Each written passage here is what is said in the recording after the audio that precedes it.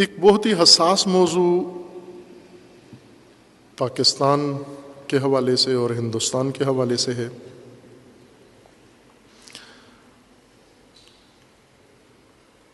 ہندوستان میں ایک نام نہاد شیعہ جو شیعہ وقف بورڈ کا چیئرمین ہے اور بہت ہی فاسد انسان اور فسادی انسان ہے، مفسد ہے، مفسد فی الارض کا حقیقی مصداق یہ شخص ہے جو پہلے سے فساد کر رہا ہے عرصے سے۔ اس وقت اس نے بہت شرمناک اور افسوسناک حرکت انجام دی ہے، اور وہ یہ ہے کہ اس نے زوجہ رسول صلی اللہ علیہ وآلہ وسلم کی شان میں گستاخی کرتے ہوئے، جو حقیقتاً رسول اللہ کی شان میں گستاخی ہے، زوجہ رسول کی شان میں گستاخی رسول اللہ کی شان میں گستاخی ہے، اور اس شخص نے انتہائی پستی اور کمینگی دکھائی ہے جو اس سے پہلے بہت کم نمونے اس کے نظر آتے ہیں۔ کہ اس نے فلم بنانے کا اعلان کیا ہے کہ ام المومنین حضرت عائشہ کے اوپر اس نے فلم بنائی ہے، اور اس فلم کے بہت ہی فوش مناظر، ناقابل برداشت اور ناقابل تحمل مناظر اس نے میڈیا پہ ڈالے ہیں، تعارفی اس کلپ کے اندر، جو پوری دنیا میں پہلے ان لوگوں نے دیکھا ہے۔ اور اس کے بعد ایک شدید غم و غصہ اور نفرت ہندوستان کے اندر بھی اور پاکستان کے مختلف حلقوں میں اور باقی دنیا میں بھی اس کے اندر پیدا ہوئی ہے۔ یعنی اس قسم کے مناظر ہیں کہ تصور کوئی نہیں کر سکتا، اس قدر توہین آمیز مناظر اس پست انسان نے، بلکہ انسان بھی نہیں کہنا چاہیے اس کو، جو رسول اللہ کی شان میں اتنی گستاخی کر سکتا ہے، توہین کر سکتا ہے، تو وہ انسانیت کے زمرے میں بھی نہیں آتا۔ ہندوستان کے علماء نے باقاعدہ کھل کر اس کے خلاف بیان بھی دیا ہے، مخصوصاً مولانا کلب جواد صاحب نے، جو لکھنؤ میں ایک مرکزیت رکھتے ہیں تشیع کے حوالے سے، انہوں نے کھل کے اس شخص کے خلاف بیان دیا ہے، اعلان براعت کیا ہے اور اس کی مذمت کی ہے، اور اس کو وارننگ دی ہے کہ آپ اپنی اس حرکت سے باز آ جائیں، اور اسی طرح تمام دنیا میں یہ حرکت ہے۔ لیکن یہ ایک بہت بڑا فتنہ ہے اصل میں، جو ہندوستان، چونکہ یہ ہندوستان کے اندر جو شدت پسند ہندو تنظیمیں ہیں یہ ان کے ساتھ منسلک ہے، اور اس نے پہلے ایک فلم بنائی تھی رام جنم بھومی ایودھیا مسجد پر، بابری مسجد کے بارے میں، اور اس میں جو ہندوؤں نے مسجد گرائی ہے بابری مسجد، اس کے موضوع پر بنا کر اور مسلمانوں کو آپس میں اس نے لڑانے کے لیے، یعنی اصل موضوع ہندوؤں سے ہٹا کے مسلمانوں پہ لے آیا ہے، اور اس میں بھی یہ تفرقہ انگیز باتیں، شیعہ سنی تفرقے کی باتیں اس فلم کے اندر بھی اس نے شامل کی ہیں۔ تب اتنی حساسیت نہیں تھی، اور چونکہ اس کو کوئی جواب نہیں ملا تو اب یہ اتنا گستاخ ہوا ہے کہ رسول اللہ کی شان میں اس نے گستاخی کی ہے۔ اتنی شدید گستاخی کی ہے کہ میں کہوں گا کہ بے نظیر ہے، اس سے پہلے نہیں ہوئی ہے۔ اس سے پہلے ہندوستان کے اندر 3 دفعہ یہ عمل ہو چکا ہے۔ ایک 1927 میں ایک پنڈت نے،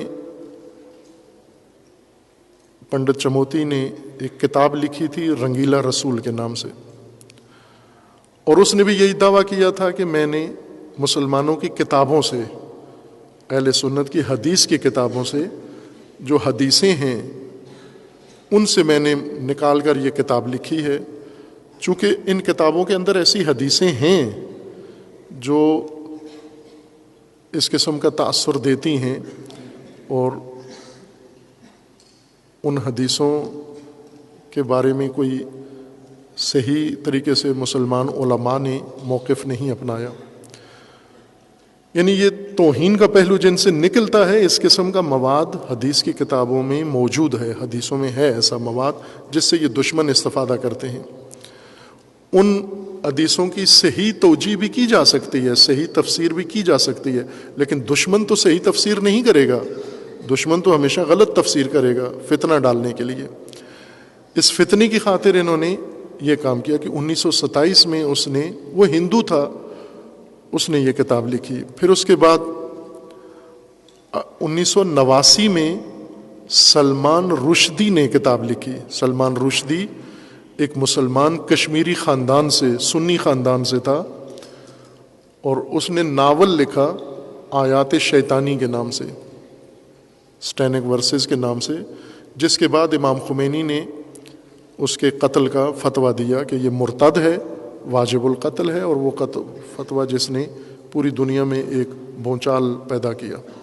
سلمان رشدی کو پھر امریکہ نے اور برطانیہ نے پناہ دے دی, اپنے اختیار میں رکھا, پولیس کمانڈو, اور اس کی مخفی زندگی شروع ہو گئی, اور انہوں نے اس کو پورا تحفظ دیا چونکہ ان کی ایما پر ہوا تھا یہ توہین.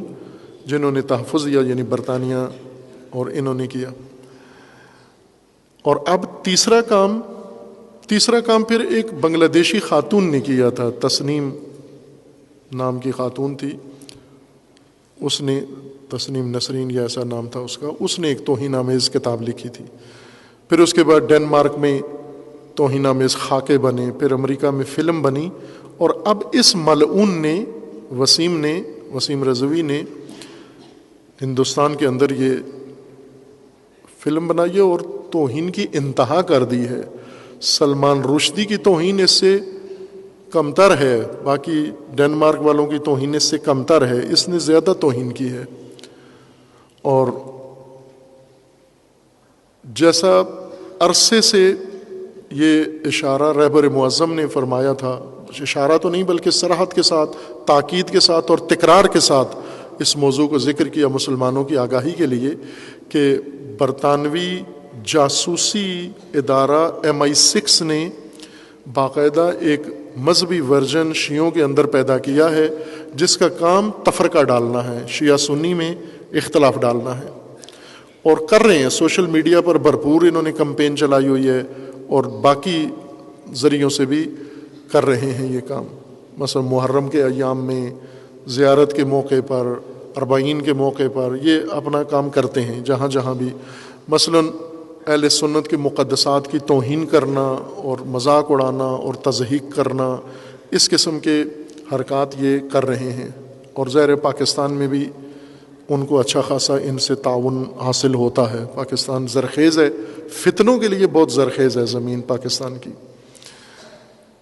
انہوں نے یہ کام کیا ہے, عالمی نیٹ ورک بنائے ہیں, جیسے شیرازی خاندان ہے ایران کے اندر, صادق شیرازی اس کا موجودہ سربراہ ہے, اور ان کے باقی بھائی اور خاندان اور پیروکار ہیں, ان کے ٹی وی چینل ہیں, اور اس طرح لندن سے چلنے والے چند ٹی وی چینل ہیں, یہ MI6 کی ایما پر چل رہے ہیں.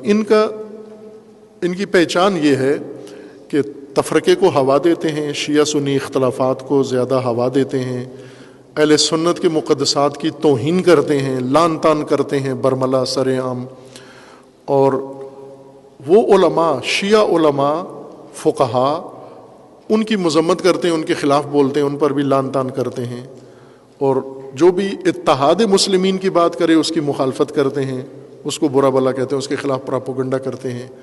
شروع سے انہوں نے عرصے سے یہ عمل شروع کیا ہوا ہے. اور پھر ایسے ذاکرین, ایسے خطبہ بلا کر مجلسوں کے اندر انہیں فیسیں دے کر باہری, اور ان سے اس قسم کے متنازع اور اختلافی بیانات دلواتے ہیں جس سے دوسروں کی دل آزاری ہوتی ہے. اور علماء فقہا تشیع کے اوپر بھی لعن طعن کرتے ہیں. یہ ان کی علامت ہے موٹی. یہ MI6 کا گروہ ہے, جو بھی یہ کام کرے, ذاکر کرے, خطیب کرے, کوئی عالم کرے, کوئی معمم کرے, غیر معمم کرے, سب ان کی یہ علامت ہے. اس شخص نے جو کام کیا ہے, ایک تو ہندوستان کے اندر مودی حکومت باقاعدہ اسلام دشمنی میں سب سے آگے ہے, MI6 اور اسرائیلی ایجنسی اور اسی طرح امریکی ایجنسی، ان کا ایک بڑا ٹارگٹ مسلمانوں کے اندر تفرقہ ڈالنا، جھگڑا کرانا، نزاع کرانا اور ایسے گروپس کی تائید کرنا، حمایت کرنا شامل ہے. ان کو فنڈ دینا، ان کو باقاعدہ بجٹ دینا، یہ ان کے پالیسیوں کا حصہ ہے. یہ اس شخص نے بھی انہی کے اکسانے پر یہ کام کیا ہے. اب ظاہر ہے کہ سلمان رشدی ایک سنی خاندان سے تھا اور اس نے رسول اللہ کی توہین کی، اس مرتد نے، اور شیعہ فقی نے اس کے قتل کا فتویٰ دیا. سنیوں نے بھی احتجاج کیا، بھرپور کیا، پاکستان نے، پوری دنیا میں احتجاج ہوا. اور یہ احتجاج دراصل برطانیہ کے خلاف تھا، امریکہ کے خلاف تھا. سلمان رشدی تو موہرا تھا. اسی طرح ابھی وسیم رضوی ایک موہرا ہے، اس کے پیچھے مودی حکومت ہے اور اس کے پیچھے ان ہندو شدت پسند تنظیم ہے، اور یہی MI6 ہے. انہوں نے اس کو آگے کیا ہے. ظاہر ہے شیعہ اس سے برات کا اعلان کرتے ہیں اور اسے مرتد سمجھتے ہیں اس شخص کو اس توہین کے بعد. اور جو امام خمینی کا حکم و فتویٰ سلمان رشدی کے بارے میں تھا، وہی اس مرتد کے بارے میں بھی ہے. وہ ہر مرتد کے بارے میں ہے وہ فتویٰ کہ اس شخص نے جس انداز سے رسول اللہ کی توہین کی ہے، یہ اس مرتد کے اور اس فتوے کی مصداق میں، اس زمرے میں یہ شخص آتا ہے. اہل ہندوستان کو چاہیے، مسلمین کو، خصوصاً شیعہ، کہ وہ یہ شخص اس ننگ کو اپنے ماتھے سے مٹائیں کہ یہ پورے عالم اسلام کے لیے ایک دل آزاری کا باعث بنا ہے، تکلیف کا باعث بنا ہے. اور رسول اللہ کی بے حرمتی پر سب کو تکلیف ہوتی ہے، سب کو دکھ ہوتا ہے، درد ہوتا ہے. یہ فلم ابھی بن کے آئی نہیں ہے، لیکن جو آ چکا ہے وہ کافی ہے ارتداد کے لیے، اور اس کے اس مصداق کے لیے جو امام نے فتویٰ دیا ہے. جو کچھ کر چکا ہے اتنا کافی ہے، اب آگے بے شک یہ نہ کرے. جو توہین کر چکا ہے وہ حد سے زیادہ ہے. اور تمام علماء کا اس بارے میں اظہار سامنے آنا چاہیے تاکہ یہ مرتد اپنی جزا کو پہنچے گی.